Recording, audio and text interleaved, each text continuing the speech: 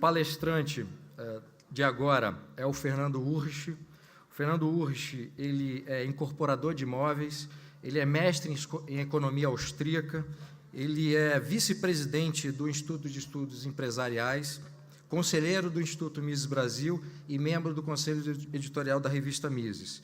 O Fernando é um grande entusiasta e um grande estudioso do Bitcoin e do futuro da moeda, quer dizer, o que o futuro, com o desenvolvimento tecnológico, o que isso vai nos trazer em termos de sistema monetário, em termos de uso das moedas, e o título da palestra dele é O Futuro da Moeda e dos Bancos Centrais. Fernando Urrich, por favor.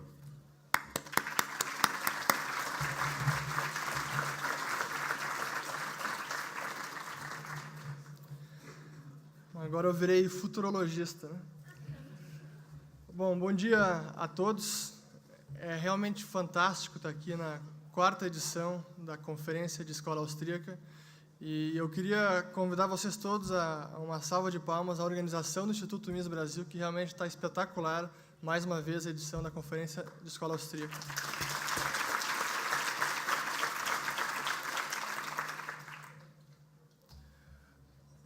A versão oficial da crise de 2008 já é mais do que sabida por todos. Foi a desregulamentação dos mercados financeiros, a ganância dos empresários ou o capitalismo selvagem que levaram o mundo à beira do colapso. Mas, felizmente, os banqueiros centrais agiram rápido, calejados pela Grande Depressão, e descarregaram munição pesada dos mercados, injetando liquidez em quantidades antes impensáveis. Mas, se não fosse eles, provavelmente a gente teria voltado à Idade da Pedra ou algo parecido. Mas, graças aos banqueiros centrais, fomos socorridos. Essa é a história oficial, ou pelo menos a história que a sociedade em geral engoliu. Mas nada poderia estar mais longe da verdade. O que ocorreu em 2008 foi resultado, a consequência inevitável da ordem monetária que vivemos, e as medidas que os bancos centrais têm tomado desde então estão determinando o futuro da moeda e dos bancos centrais. Para falar desse tema, eu quero separar a minha exposição em 2 partes. Primeiro, eu vou falar um pouco sobre percorrer a evolução do sistema financeiro, a evolução recente do sistema financeiro mundial, para chegar ao ponto que estamos nesse momento, o estágio atual da ordem monetária. E, na segunda parte, falar um pouco dos possíveis desdobramentos dessa ordem monetária e quais são as soluções possíveis ou viáveis no futuro. Daqui uma semana vai fazer praticamente, são 6 anos da quebra do banco Lehman Brothers, que foi a maior falência da história dos Estados Unidos até então e certamente o ápice da crise financeira de 2008. E certamente foi também o ponto de inflexão do paradigma então vigente das políticas monetárias dos bancos centrais, porque foi nesse momento que começou a era das chamadas políticas monetárias não convencionais ou heterodoxas. Para a gente ter uma ideia de como funcionava antes, até após o fim do último vínculo ao ouro, precisamente no dia 15 de agosto de 1971, quando o então presidente dos Estados Unidos, Richard Nixon, decretou o fim de qualquer conversão do dólar em ouro, o que na prática significava o fim do regime de Bretton Woods. Desde esse momento que as políticas monetárias se tornaram um tanto arbitrárias, porque, a partir daquele instante, elas dependiam basicamente dos doutores e PhDs no comando dos bancos centrais. Então, a provisão de moeda estava sujeita aos ditames de tecnocratas e políticos até certa instância. E como é que funcionou na década de 70 e 80? Logo depois do fim de Bretton Woods, o objetivo da política monetária era basicamente perseguir um crescimento de um agregado monetário, ora medido pela base monetária, ora medido pelo M1. Os bancos centrais buscavam, por exemplo, 2% de crescimento da massa monetária ao ano. Esse era o objetivo na década de 70 e 80. Mas no fim do século, no início dos anos 90 e no fim do século, ganhou muito proeminência as chamadas metas de inflação, que é o que vivemos até hoje. E nesse regime de política monetária, como vocês bem sabem, os bancos centrais buscam ou perseguem um dado índice de inflação, medido por algum índice de preços ao consumidor, e atingem esse objetivo através da manipulação das taxas de juros. E a oferta monetária não passa de uma consequência dessa manipulação de taxa de juros. Mas a verdade é que nenhum desses regimes monetários conseguiu durar muito tempo. Está complicado o pessoal lá fora?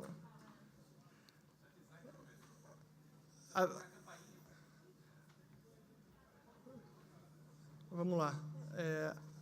Voltando, a verdade é que nenhum desses regimes de política monetária conseguiu durar muito tempo, porque o crescimento econômico era perturbado, gerando ciclos de auge e recessão, e a tão sonhada estabilidade financeira cedo ou tarde sucumbia, levando as economias do mundo a uma crise econômica profunda. O exemplo mais recente foi justamente a crise de 2008, quando iniciou, então, as chamadas políticas monetárias não convencionais, ou o que eu chamei de a fase das desvalorizações competitivas e infinitas. De meados de setembro de 2008, quando quebrou o banco Lehman Brothers, a meados de outubro, cerca de 3, 4 semanas, o Fed perpetrou a façanha de duplicar a base monetária, comprando ativos podres de bancos ilíquidos e insolventes e injetando liquidez emergencial para diversas instituições. Jamais havia ocorrido tamanha expansão da base monetária num período tão curto de tempo, nem mesmo em períodos de guerra. E realmente não havia precedentes para essas medidas. E tampouco havia teoria que substanciasse ou fundamentasse o que foi decidido e adotado e posto em prática por Ben Bernanke e companhia. Nada na teoria keynesiana poderia explicar a duplicação da base monetária em questão de 3, 4 semanas. E nem mesmo as escolas de Chicago ou das expectativas racionais poderiam embasar as medidas tomadas pelo Banco Central, então. Na verdade, nenhuma escola de pensamento econômico conseguia justificar as ações tomadas naquele momento. O embasamento era pragmático e implorava para que algo, qualquer coisa, fosse feita rápido, porque o barco estava afundando. Esse era o embasamento. Em questão de meses, o Fed reduziu as taxas para perto de 0 ou 0, não me lembro bem agora se já tinha chegado a 0 logo depois da crise. Mas e como é que se comportaram os demais bancos centrais? Câmbio flutuante só funciona quando os bancos centrais inflacionam com relativamente a mesma intensidade.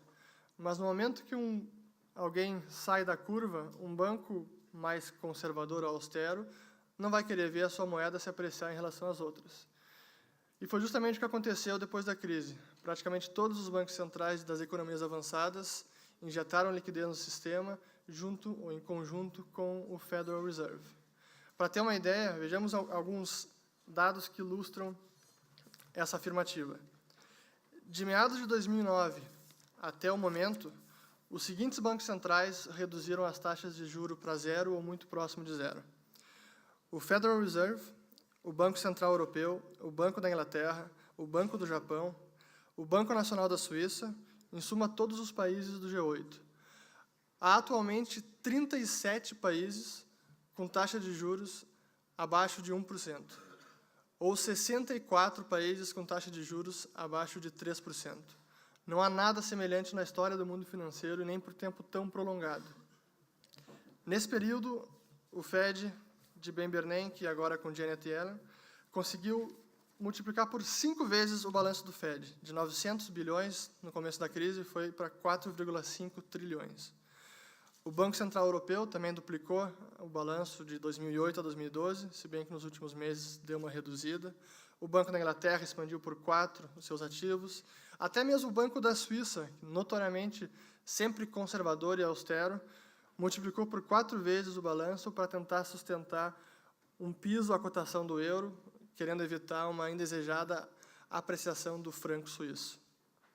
E a maior parte dos bancos centrais seguiu na mesma onda de duplicar ou perto de duplicar os seus balanços.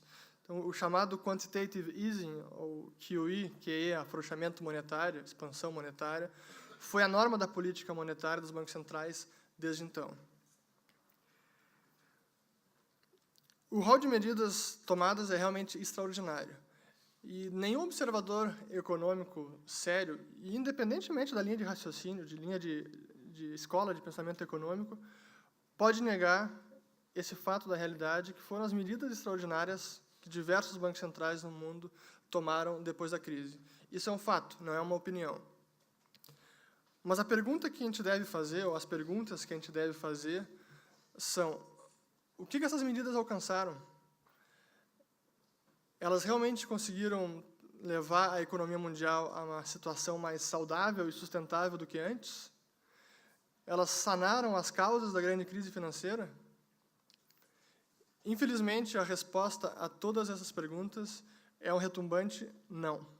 Não conseguiram nada disso. O crescimento da economia mundial segue parco e frágil. Em algumas economias, o que a gente tem é até uma estagnação. O investimento está baixíssimo. O desemprego, em diversas economias, ainda é perturbador. E o endividamento total sobre o PIB também segue preocupando. Nos países onde o setor privado conseguiu desalavancar um pouco, o setor público mais do que compensou, elevando ainda mais a alavancagem total da economia. Vocês se lembram da crise de dívida soberana dos chamados países PIGS? Portugal, Itália, Irlanda, Grécia e Espanha? Desses países, todos, sem exceção, aumentaram a relação dívida sobre PIB. Desses países, todos, sem exceção, estão com os déficits orçamentários acima de 3% do PIB, em violação ao Tratado de Maastricht da zona do euro. Todos, sem exceção. E depois a gente tem que escutar ainda os keynesianos dizendo que o problema é a austeridade fiscal.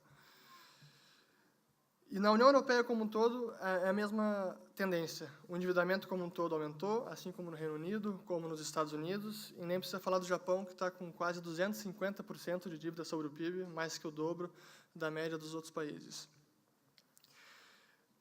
E diante de todas essas estatísticas, seria plausível a gente pensar, pô, com países com uma situação fiscal calamitosa, é plausível esperar que o custo de refinanciamento desses países estivesse elevadíssimo.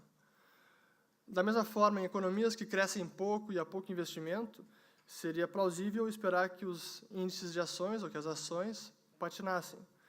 Mas é exatamente o oposto que a gente tem visto nesse momento. Nas economias chamadas avançadas, diversos índices de ações têm batido recorde atrás de recorde nos últimos anos, especialmente neste ano. O Dow Jones, neste ano, bateu 16 mil pontos, e pouco tempo depois, 16 mil pontos já era a maior marca de toda a sua história, e pouco tempo depois, bateu os 17 mil pontos. A mesma coisa com o S&P 500, o Standard & Poor's 500, que também bateu 2 mil pontos, maior marca de toda a história.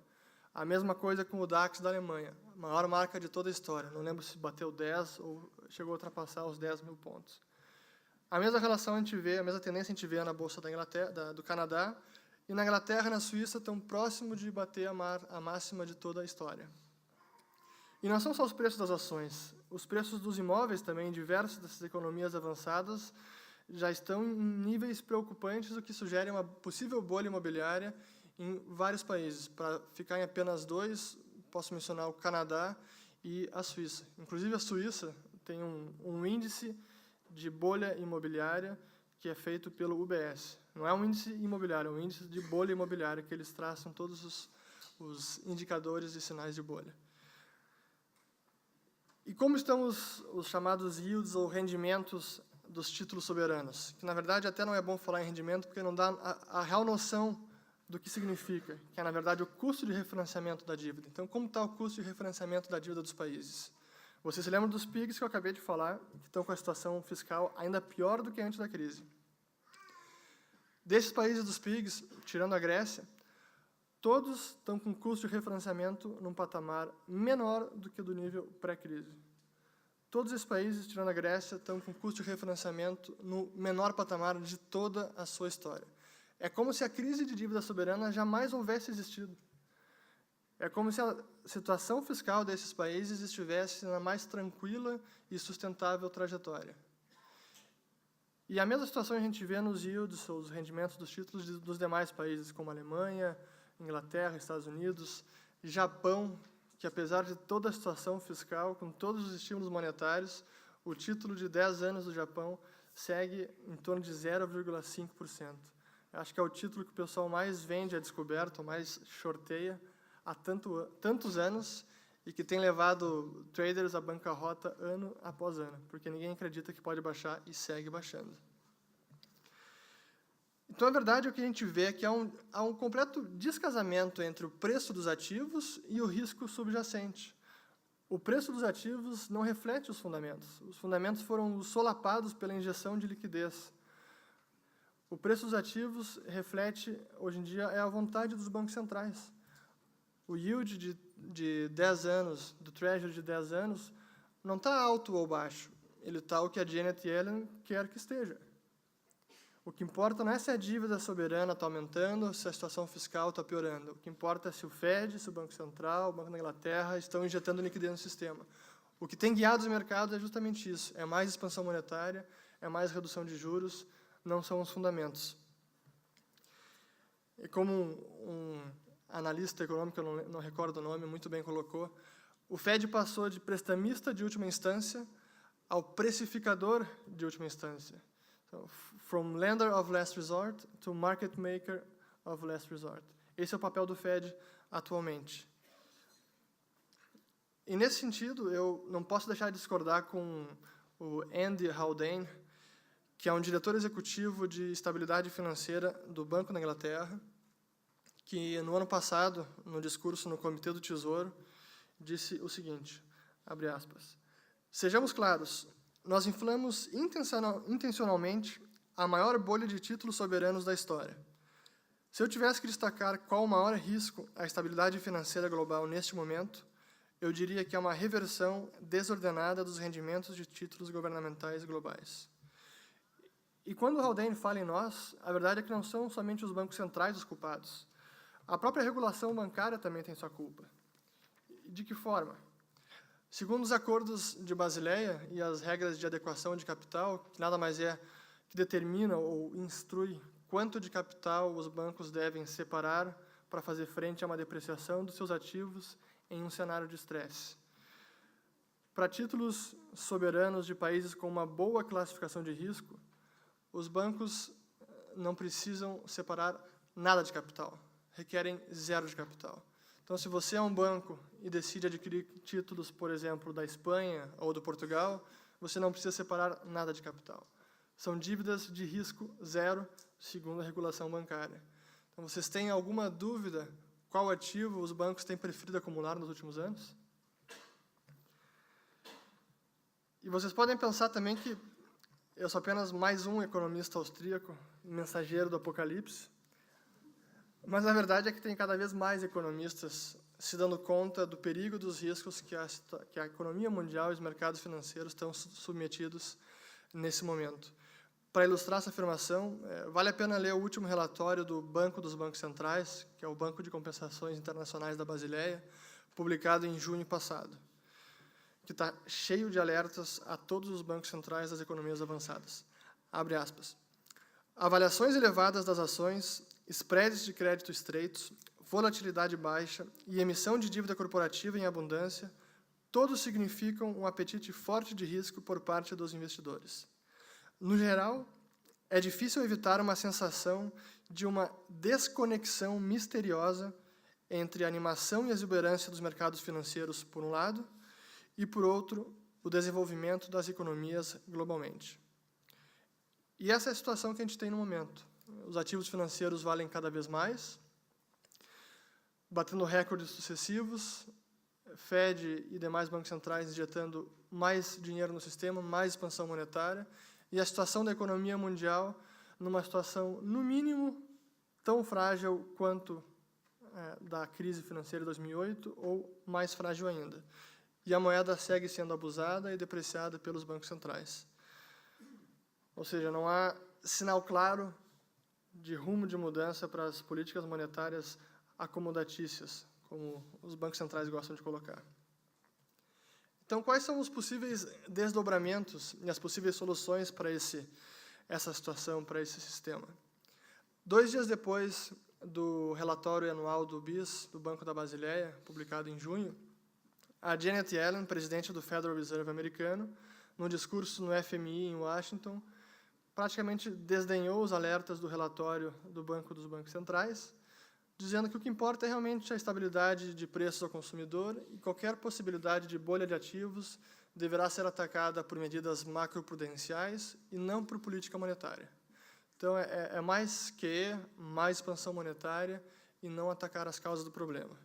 Inclusive, o que os mercados estão esperando, segundo a orientação do Fed, que as taxas de juros devem subir ano que vem, ou final do ano que vem, e que o indicador que sinalizaria uma elevação dos juros, ou gatilho para elevar os juros, seria uma taxa de inflação de 2% e uma taxa de desemprego abaixo de 6,5%. Isso foi dito no começo do ano. Os dois indicadores foram atingidos agora. E o que a Janet Yellen fez? Veja bem, a taxa de desemprego não reflete muito bem algumas questões estruturais, temos que avaliar, enfim.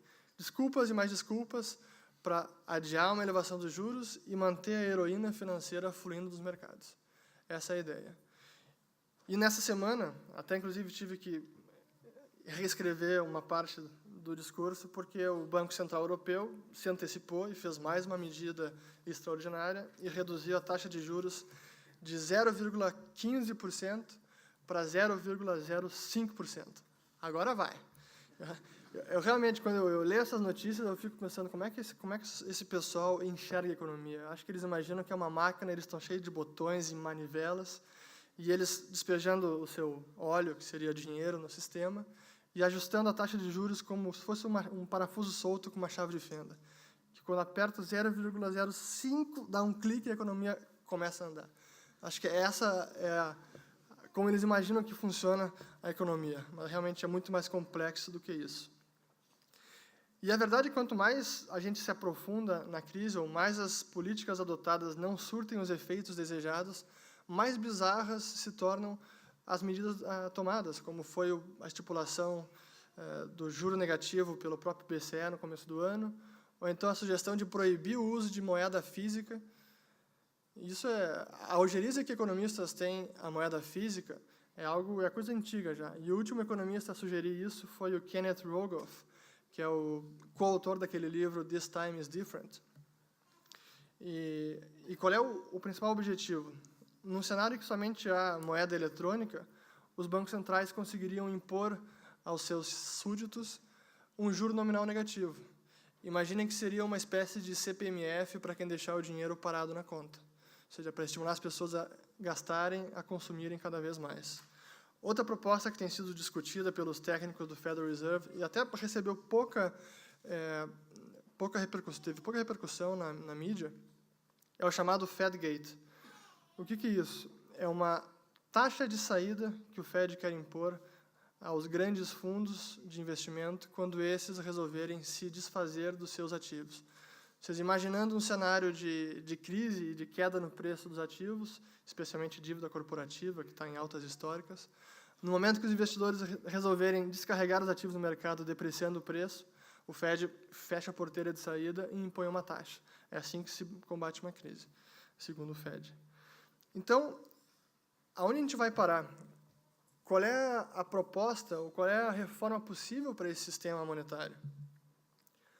O Paul Volcker, talvez um dos melhores presidentes do Fed, ou menos piores, dos últimos anos, da década de 80 ele foi presidente, no discurso na reunião anual do Comitê de Bretton Woods, sim, ainda existe um Comitê de Bretton Woods, em maio desse ano, afirmou o seguinte, abro aspas, estamos muito longe de um novo acordo internacional como o antigo Bretton Woods, e governo nenhum possui a análise ou as abordagens bem concebidas que mereceriam alguma atenção no sentido de sanar o sistema monetário internacional.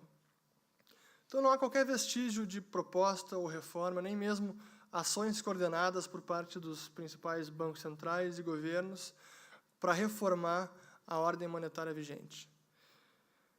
É simplesmente mais do mesmo, mais expansão monetária, e, enquanto isso, a maior bolha de ativos da história, a bolha de títulos soberanos, segue sendo inflada, e não há nada para reverter isso. Realmente a gente se pergunta por quantos anos mais essa situação pode se levar, por quantos anos mais os países vão conseguir levar as suas situações fiscais insustentáveis. Quando a gente vai ver uma desalavancagem perene do sistema financeiro? Até qual vai ser o limite da discricionariedade dos bancos centrais? A verdade é que a gente está vivendo uma grande ilusão, que é a ilusão de que os bancos centrais têm tudo sob controle. E é difícil dizer se esse arranjo vai durar mais uma década ou mais meio século, eu não sei dizer.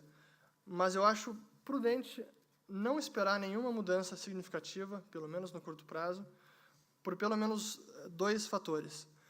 Primeiro, porque os principais beneficiários do status quo nada têm a ganhar em uma eventual reforma da ordem monetária, leia-se bancos e governos. E segundo, porque a ciência econômica predominante simplesmente não entende as causas da doença.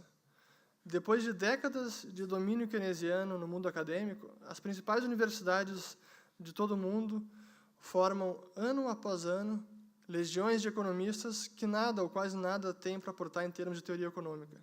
E os austríacos são minoria, e esperar que a nossa influência vá realmente mudar de forma definitiva, no curto prazo, a ordem monetária vigente, é wishful thinking. Porque a grande verdade é que a gente está vivendo na minha opinião, é uma tendência secular, que é o declínio desse sistema de moedas fiduciárias, que é, na verdade, o grande experimento monetário que iniciou no século passado. E é um experimento do qual todos nós estamos participando e nem fomos consultados, mas, por meio das leis de curso forçado, nós somos obrigados a participar, a servir de cobaias como ratos de laboratório. Mas, se por um lado a gente tem o declínio secular da moeda fiduciária, por outro, eu vejo a ascensão de um novo fenômeno monetário, o das moedas digitais, o das criptomoedas, ou, sendo o Bitcoin o exemplo mais bem-sucedido até o momento. E por essa, ninguém esperava, nem os economistas da escola austríaca. Criado em 2008 por um programador desconhecido, o Bitcoin foi idealizado para prover ao mercado uma forma de dinheiro eletrônico inovador que não depende de nenhum terceiro de confiança, nem bancos centrais, e funciona numa plataforma financeira global que permite a gente fazer transações ou transacionar de forma extremamente rápida, segura e com baixíssimo custo. E esse é o início do novo experimento monetário desse milênio. E, ao contrário do sistema vigente, é totalmente voluntário e admite concorrência. Depois de séculos de moedas estatais com pouca ou nenhuma inovação, o Bitcoin surge assim como uma forma de dinheiro, uma forma de moeda, não apenas diferente, mas, na minha opinião, até superior à forma de moeda tradicional, porque incorpora a escassez relativa do ouro, aliada à instantânea transportabilidade dos substitutos de dinheiro, e prescindindo de inúmeros terceiros fiduciários, como bancos, casas de liquidação, entidades interbancárias internacionais, eliminando assim o risco da contraparte. Os céticos criticam o Bitcoin como sendo um mero sonho libertário que jamais vai substituir a moeda estatal. Embora eu concorde que essa consequência seja um long shot, a verdade é que isso é uma questão empírica que só o tempo vai resolver. Mas, ao invés de pensarmos no Bitcoin como o fim da moeda estatal, eu prefiro pensar no Bitcoin como o início de algo necessário e imperativo, que é uma moeda apolítica, a primeira alternativa viável de uma moeda privada. E eu realmente creio que as moedas digitais e as moedas fiduciárias vão coexistir por muito tempo. Não vejo a moeda estatal acabando no futuro próximo, mas acho que a moeda digital, a criptomoeda, o Bitcoin, ou a que vier a preponderar, tem o potencial de atuar como uma espécie de freio às políticas inflacionárias dos bancos centrais, funcionando como impedimento à inflação desenfreada, algo como um papel desempenhado pelo ouro durante séculos. E, por falar em ouro, falar no metal precioso, vou dizer algo aqui que talvez vá deixar muitos de cabelo em pé. Mas eu realmente acredito que as chances de uma criptomoeda ter cada vez mais êxito são maiores do que as chances do ouro algum dia retornar como padrão monetário. E, para concluir, eu gostaria de lembrar que este ano é simbolicamente muito especial para a Escola Austríaca de Economia, porque marca os 40 anos do Prêmio Nobel de Friedrich Hayek. E, aproveitando essa menção, permitam-me citar uma frase de Hayek sobre o dinheiro. Abre aspas. Um bom dinheiro só pode surgir do interesse próprio, e não da benevolência. Sempre tivemos moeda ruim porque a empresa privada não teve permissão de nos fornecer uma melhor. Fecha aspas. Tenho certeza que, estivesse o Hayek hoje vivo, ele estaria extremamente contente, porque estamos testemunhando em tempo real a desestatização do dinheiro. E isso é algo incrível. Vivemos tempos realmente extraordinários, como economistas e como cidadãos. E, por fim, é preciso dizer que o futuro da moeda estatal é sombrio. Nada de bom virá dela. Ela seguirá sendo abusada e depreciada e submetida aos caprichos dos bancos centrais e dos governos. Mas o futuro da moeda de verdade, a moeda privada, a moeda livremente escolhida pelos indivíduos no mercado, o futuro dessa moeda é muito promissor e fascinante. E eu só posso dizer que eu não vejo a hora desse futuro chegar. Muito obrigado.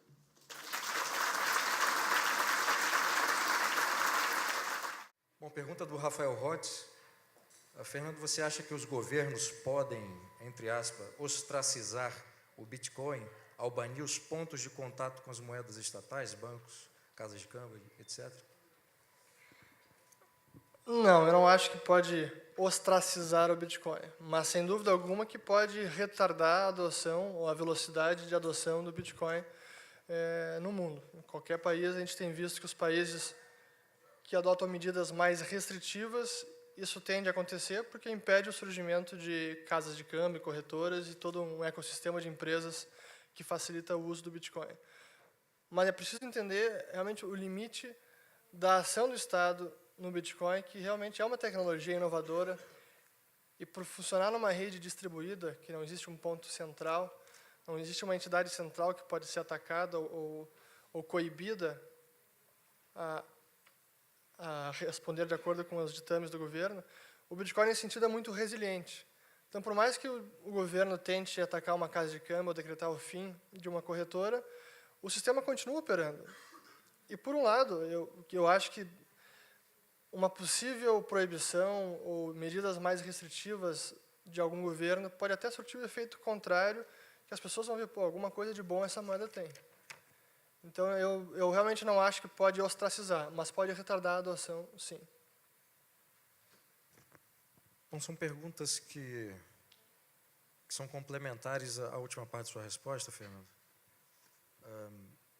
Eu vou fazer as três, porque elas estão relacionadas, e aí você veja a melhor forma de respondê-las. Primeira pergunta: o governo tem meios de controlar moedas privadas? E como você vê a proibição do Bitcoin em certos países? Ele deu exemplo aqui da Rússia, e se você acha que isso pode acontecer no Brasil? Meios de coibir a moeda privada, sim, tem, e teve ao longo de todas as últimas décadas, tanto que nenhuma teve a possibilidade de prosperar. No Brasil, praticamente nenhuma. Nos Estados Unidos, houve algumas, como o Liberty Dollar, se não me engano, o DigiCash, o DigiCash, foi no final da década de 90. Mas todas tiveram um problema justamente da centralização. Dependiam de uma entidade emissora e que controlava a moeda. E por ter uma entidade assim, sendo um alvo fácil, uma presa fácil para os governos, foi muito tranquilo o governo chegar lá e encerrar as atividades. Então, uma moeda privada, como funciona a moeda estatal, emitida desde um ente centralizador e que cuida de todo o processo, acho muito difícil de prosperar. Agora, sobre a proibição, na Rússia, se eu não me engano, não foi proibida, pelo menos não de forma explícita. O único país que eu tenho ciência que realmente proibiu circulação, ou emitiu uma proibição de circulação de moeda digital, foi a Bolívia. Agora, se o Brasil pode proibir o Bitcoin, olha, se a gente vê o histórico de políticas monetárias no Brasil, eu não tenho a menor dúvida que sim, é possível, infelizmente. A pergunta é a seguinte: conforme falado no início da palestra, por que existe um esforço tão grande em não permitir a valorização da moeda? Pode repetir? Por que existe um esforço tão grande em não permitir a valorização da moeda? A gente teria que perguntar por que os governos insistem em gastar tanto. que realmente a depreciação da moeda, a inflação, é uma consequência das necessidades fiscais dos governos. Então, a inflação, a depreciação da moeda, ela ocorre pela impressão de dinheiro e pela necessidade dos governos de financiar os seus gastos. Então, essa é a principal razão. Infelizmente, temos diversas escolas de pensamento econômico que sustentam esse status quo como sendo necessária para o crescimento econômico. Uma moeda que deprecia ao longo do tempo é imperativo para o crescimento econômico. Então, temos uma necessidade real de governo e um embasamento intelectual por trás disso. Esse é o problema. Quais são as moedas digitais mais seguras, Fernando? Acho que nesse momento é o Bitcoin, porque é a que tem a maior, em primeiro lugar, tem a maior rede em termos de força computacional, é o maior projeto de computação distribuída do mundo inteiro, e tem crescido, a força computacional do Bitcoin tem crescido a taxas constantes exponenciais, está dobrando a cada 4 semanas, mais ou menos. Então, é algo surreal na história da lei de Moore, da informática, não tem nada tão incrível quanto o Bitcoin tem sido nos últimos tempos. Essa é uma razão. E a outra porque é a que foi mais estudada, a que está sendo mais mantida pelos desenvolvedores e por programadores, que já tem todo um ecossistema por trás que faz com que ela seja a mais segura e é a mais usada hoje em dia. Então, pelo chamado efeito rede, é a que tem mais usuários, então é mais fácil os usuários aderirem a essa do que migrarem para uma outra que pouca gente está usando. Então, são esses fatores que eu acho que é o Bitcoin o mais seguro. Mas nada impede que venha alguma outra mais segura no futuro. O bom do Bitcoin é que ele é uma moeda digital aberta. E isso quer dizer que aberta em constante adaptação. Que se surgir alguma moeda digital com alguma tecnologia muito superior do Bitcoin, é bem possível que essa tecnologia superior possa ser incorporada no Bitcoin, eliminando, então, a moeda nascente com uma tecnologia superior. A outra pergunta a respeito ainda no campo da segurança, se não há vulnerabilidade do Bitcoin. E aí essa vulnerabilidade está se referindo a uma eventual proibição do governo. Se essas intervenções do governo elas podem ser eficientes a ponto de contaminar ou destruir esse tipo de moeda? Não, eu acho que não. Acho que a principal vulnerabilidade do Bitcoin, primeiro, é um sistema nascente. Tem 2009 começou, vai ter 6 anos ano que vem de funcionamento. Então é muito recente e é realmente um experimento monetário que está começando. Mas a vulnerabilidade, da maneira que eu vejo, talvez seja mais até na questão técnica, de tecnologia, por ser algo que está sendo testado constantemente no mercado, do que pelo lado de restrições ou proibições do governo. Então, acho que essa é a vulnerabilidade. E outra coisa também é a vulnerabilidade do ponto de vista do usuário, que nesse momento os usuários precisam aprender a usar, entender como funciona, para não se surpreender com uma perda por erros primários de como usar a moeda. Que isso ocorreu muito nos últimos, pelo menos no início da moeda, mas tem cada vez ocorrido menos. Você mencionou um problema de segurança que tem a ver mais com tecnologia, né? Eu imagino que, no caso do Bitcoin, as pessoas envolvidas estejam diariamente desenvolvendo formas de protegê-la. O que você poderia falar a respeito disso? É justamente pela natureza aberta do sistema, ele está sendo constantemente testado, auditado, sempre que algum bug, alguma correção se vê necessário, é detectado algum erro, alguma melhoria, isso é implementado. E como existem já centenas ou talvez já milhares de pessoas que estão fazendo auditoria constante do sistema, eu acho que desse ponto de tecnologia, por mais que possa ser uma vulnerabilidade, por um lado, pela natureza aberta, faz com que esse risco seja bastante mitigado, o que no sistema atual a gente não tem.